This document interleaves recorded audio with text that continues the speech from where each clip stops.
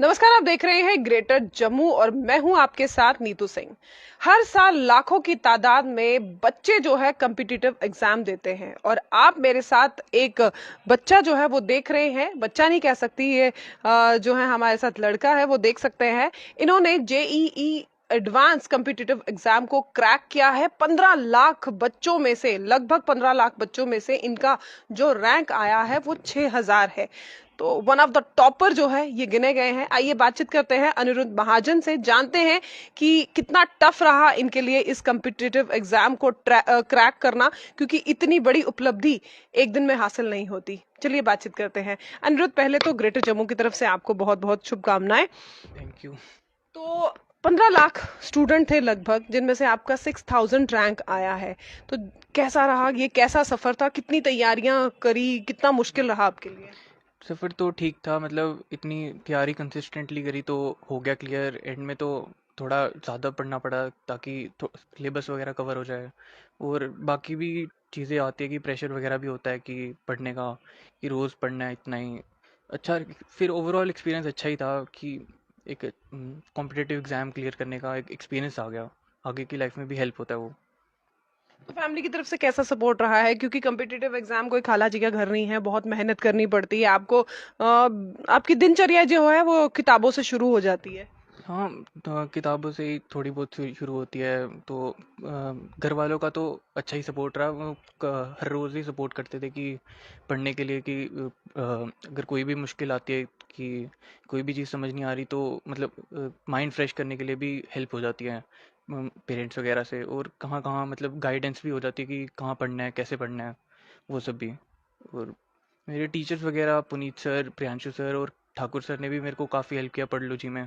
तो उनकी गाइड करते रहे कि कैसे एंड के टाइम में भी कैसे ये चीज़ें याद रखनी है, पेपर के टाइम पे भी 3 घंटे 6 घंटे वो कैसे निकालने हैं अच्छे से। तो अनिरुद्ध, मतलब 15 लाख बच्चों में से 6000 रैंक आना कोई बड़ी छोटी बात नहीं है, बहुत बड़ी बात है। तो क्या ऐसा स्पेशल क्या खाते हो जो चीजें आपको याद रहती हैं, क्योंकि बहुत बड़ी चीज है ये। नहीं, ऐसा कुछ नहीं है, पर वही है कि कंसिस्टेंटली पढ़ते रहो, वही सेम सेम चीज़ें वही आनी है पेपर में भी। तो मतलब क्वेश्चन सॉल्व प्रैक्टिस वगैरह करना रोज़ ही, मतलब कंसिस्टेंटली पढ़ते रहो तो हो जाता है क्लियर, इतना ज़्यादा मुश्किल नहीं है। ये फर्स्ट अटेम्प्ट था आपका, ये सेकंड? सेकेंड अटेम्प्ट था ये मेरा। सेकंड अटेम्प्ट था। तो फर्स्ट अटेम्प्ट में आप जब सेकंड अटेम्प्ट आपने किया, एक्सपेक्टेड था कि जिस तरह से आपने तैयारी की है मैं आ जाऊंगा, क्लियर हो जाएगा? हाँ, मतलब सेकेंड अटेम्प्ट में इतना नहीं था क्योंकि पेपर थोड़ा टफ आ गया था, तो इतनी उम्मीद नहीं थी। पर फिर पेपर टफ आता है तो कट ऑफ भी क्लियर कम चले जाता है, सबके लिए टफ हो रहा था वो पेपर। तो इसलिए ठीक हो गया, मतलब पेपर 6000 रैंक आ गई फिर एंड में। 15 लाख स्टूडेंट्स में से इतना ये टफ कंपटीशन को जीतना, आगे आना और वन ऑफ द टॉपर बनना, वो उस टाइम के बारे में, सिचुएशन के बारे में कैसे था? क्या मतलब क्या था जब आपको पता चला कि आप इस रैंक पर आए हैं? पहले थोड़ा विश्वास नहीं हो रहा था कि मतलब आगे उतनी रैंक आ गई। और नंबर्स वगैरह तो पता चल ही जाते हैं, एंड पहले तो इतनी उम्मीद नहीं थी कि पेपर टफ आ गया था, तो इसलिए अच्छा ही रहा एक्सपीरियंस। जब खुशी तो होती है कि 6000 रैंक भी आ जाए तो। तो मतलब कितनी पढ़ाई करनी पड़ती है, क्योंकि मोस्ट ऑफ द स्टूडेंट्स जो होते हैं कम्पिटिटिव एग्जाम के लिए जो तैयारी करते हैं, उनका सबसे पहले यही दिमाग में रहता है कि 16 घंटे में से कम आपको 16 घंटे, तो दिन की मैं बात कर रही हूँ, बीच में सोना भी होता है, तो लोगों को यही माइंड में रहता है कि भाई कम्पिटिटिव एग्जाम की तैयारी करनी पड़ती है तो 16 16 घंटे आपको पढ़ना पड़ता है। ऐसा भी कुछ रहता है? नहीं नहीं, 16 16 घंटे नहीं, पर रोज मतलब जितना हो सके उतना पढ़ लो, क्योंकि बाकी चीज़ें भी मतलब फ़ोन वोन भी थोड़ा बहुत चला लो, खेलने वेलने भी चले जाओ। और मतलब पूरा पूरा दिन पढ़ने से भी नहीं क्लियर होता पेपर, स्ट्रेस भी ज़्यादा हो जाता मतलब है। माइंड आपको एक्टिव रखना पड़ता है हर चीजों में। हाँ, माइंड एक्टिव हो तो चीज़ें जल्दी समझ आ जाती हैं और जल्दी ग्रास्प होती है चीज़ें। और वही चीज़ें हेल्प हो जाती है पेपर के टाइम पे भी।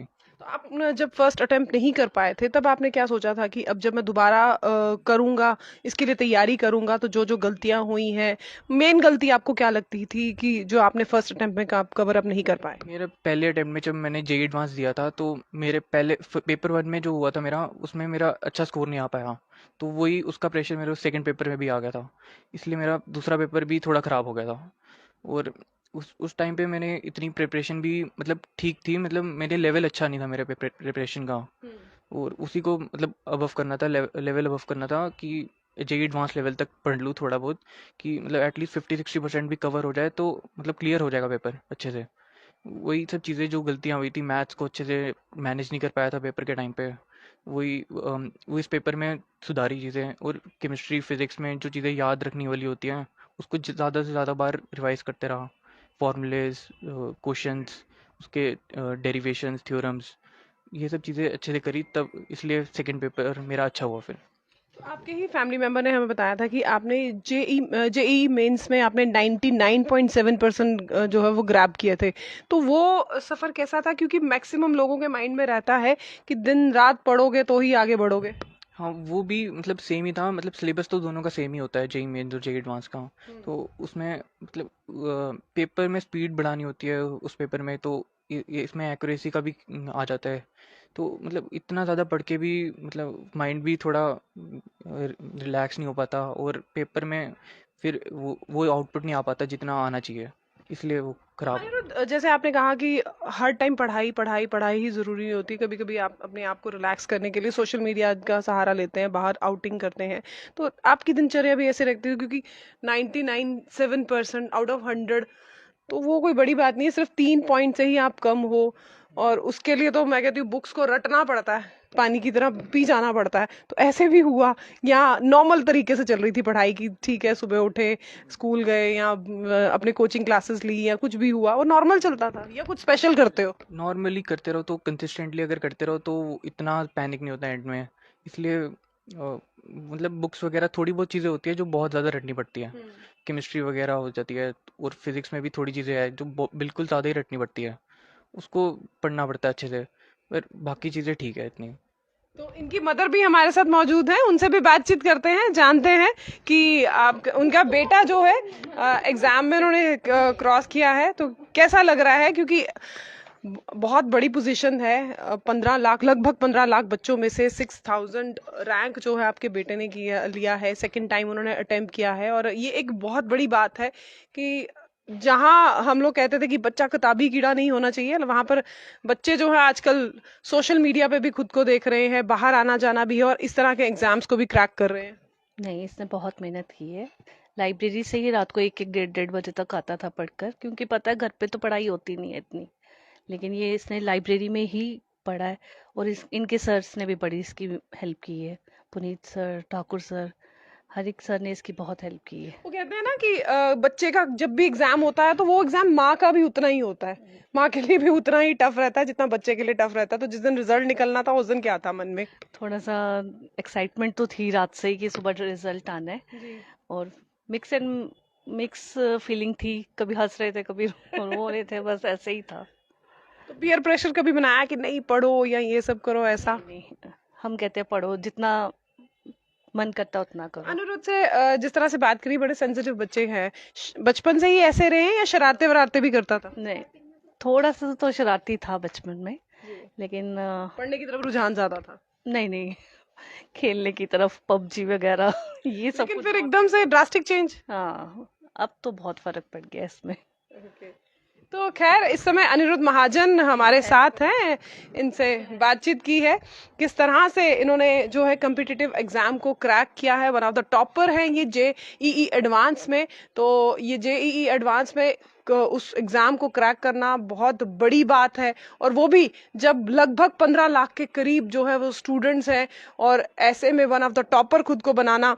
इनकी सिस्टर भी हमारे साथ मौजूद है, इनसे भी बातचीत करते हैं। आपके ब्रदर ने इतना मतलब टॉप किया है, कैसा फीलिंग है? ऑब्वियसली बहुत अच्छी फीलिंग होती है, लेकिन क्या था उस टाइम पे, क्योंकि जब एग्जाम दिया, जब रिजल्ट का टाइम आता है, तब सबके जो है दिल में बहुत कुछ चल रहा होता है। बहुत टेंशन थी कि बस इस बार इसका अच्छा रिजल्ट आ जाए, क्योंकि लास्ट टाइम भी सेटिस्फाइड नहीं हुआ था अपने रिजल्ट से।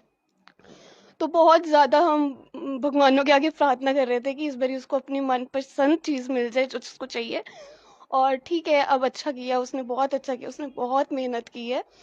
उसकी मम्मा ने भी बहुत मेहनत की है। वो लाइब्रेरी से 1 बजे तक नहीं आता था तो उसकी मम्मा बाहर ही खड़ी होती थी कि नहीं नहीं, जब तक आएगा नहीं मैं नहीं सोऊंगी।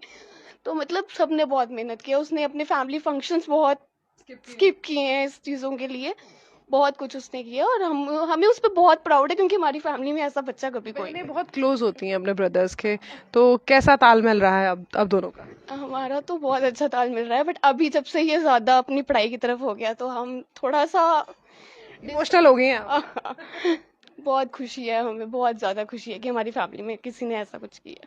तो आखिरी सवाल आपसे रहेगा अनिरुद्ध, जो बच्चे कम्पिटिटिव एग्जाम की तैयारियां करना चाहते हैं और आपकी तरह वन ऑफ द टॉपर बनना चाहते हैं, उन्हें आप क्या गाइड करेंगे, किस तरह से गाइड करेंगे? बस जो टीचर्स वगैरह होते हैं उनको फॉलो करते रहो और कंसिस्टेंटली जो वो पढ़ाते रहते हैं उनको पढ़ते रहो अच्छे से ही, और क्लास में प्रेजेंट रहो अच्छे से, और कंसिस्टेंटली घर जाके भी जो पढ़ा है वही अच्छे से करते रहो। बस जितना हो सके उतना, मतलब इतना ज़्यादा पढ़ के भी नहीं हो पाएगा, पर पढ़ते रहो, मतलब कंसिस्टेंटली जितना पढ़ सकते हो उतना पढ़ो।